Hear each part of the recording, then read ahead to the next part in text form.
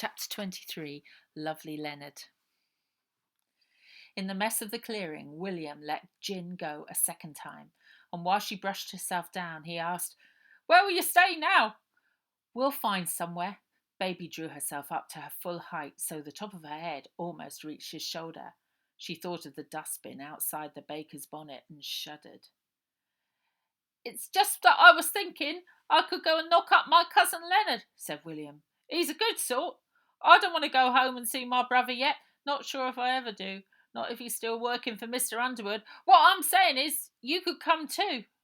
He pulled a rolled-up cap out of his trouser pocket, put it on and pulled it down low to hide his shame. "I'm that sorry.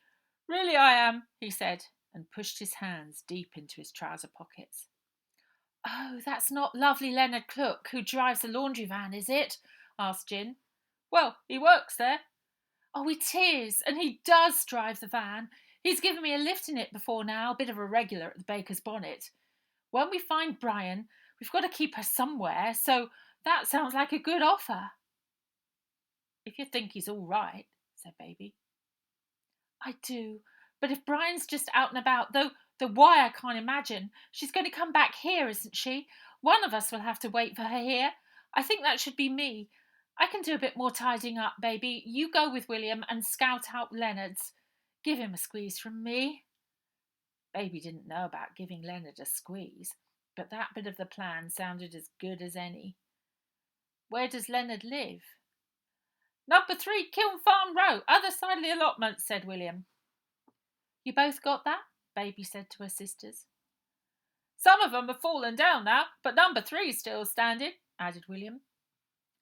"Fingers, I want you to do the best bit of burgling you've ever done in your whole life. Burgle like Jesse Owens runs. We got to make sure our Brian ain't in one of them coffins," said Baby.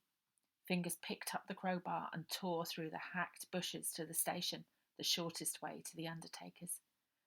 William tramped across the allotments with Baby. As the sky was turning a brilliant red, the trees black and spiky against it. Head down against the chilling north wind, she wrapped her silk jacket round her as far as it would go. On the way, William tried to make chit-chat. "The house itself ain't much, Cop, but it's the roof, ain't it? You like it here, do you? Warm enough for you?" What was he talking about? It was freezing. It wasn't warm enough for anyone. "I mean, where you come from, it's hot, ain't it?" "I come from London." "No, you don't." "Yes, I do." After that, they tramped on in silence across the frozen mud to Kiln Farm Row. As they reached Leonard's backyard, night was truly beginning to draw its blind on the sky. The house was older than what Baby had seen of Ida's, even smaller and crumblier. The others in the terrace, the ones that were still standing, were the same, but only from Leonard's house did a warm yellow light shine from the kitchen window. They passed a tap in the yard, an outside lav and a small wood pile, no coal. Leonard came to the door. He had a frown for William and put a hand up to cuff his cousin's ear until he saw Baby behind him. "Oh, hello." He wiped his hand down his corduroys.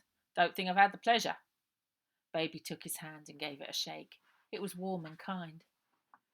"My name's Baby," she said. Leonard ushered them both indoors. A rickety gas stove stood next to a bench where an enamel bowl was balanced, clean and empty, balanced on its side. There was one chair at a table which was propped up with a lump of newspaper where the floor dipped, and a small fire glowed red in the range. "Mother's dozing." Leonard pointed to a threadbare but flowery curtain across one corner of the room, which hid a bed, though not very well. With the 3 of them and Leonard's mum, it was a bit of a squash in there. Leonard insisted that Baby took his chair. William squatted on the floor while Leonard sat on the corner of his mother's bed, which was poking out under the curtain. "William said you might be able to get us out of a fix," said Baby. "But you need to know we're in a bit of trouble and there's a few more of us. You know one, our Gin, Lady Virginia something or other." "Oh, yeah, I do." Leonard couldn't hide his blushes. "Look, we've got bags of space. There's just the 2 of us here, and there's a whole other room upstairs. That's where I sleep. Tell you what, I'll make us a cup of tea and you can tell me about it. So after the drinking of tea and the toasting of a few crusts of bread on the fire, they made a plan ready to spring into action the moment Fingers and Gin walked through the door with Brian. While they waited, they played cards and drank more tea. But as time went on, and neither Fingers, Gin, nor Brian appeared, the knot of worry inside Baby got tighter and tighter. It wasn't until the clock on the tiny mantelpiece over the stone-cold range struck 1 o'clock in the morning that they heard a knock on the door.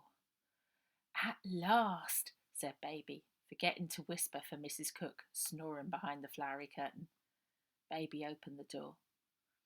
Leonard spat on his hand and slicked his hair down to one side. "Your ladyship, nice to see you." He flushed bright red. Gin, not looking her usual glamorous self at all, stood alone on the doorstep. "Well, I've cleaned up as best I can and stored things that need to keep dry. I had a little lie down after that by the last of the fire, and I've only just woken up. I must still be working out that Ovaltine out of my system. Jolly powerful stuff. Is she here? Where did Fingers find darling Brian?" "She didn't. Rather, she hasn't. Not yet," said Baby. Everything that had been up and hopeful on Gin's face sank. "Oh no! What on earth am I going to tell her father?"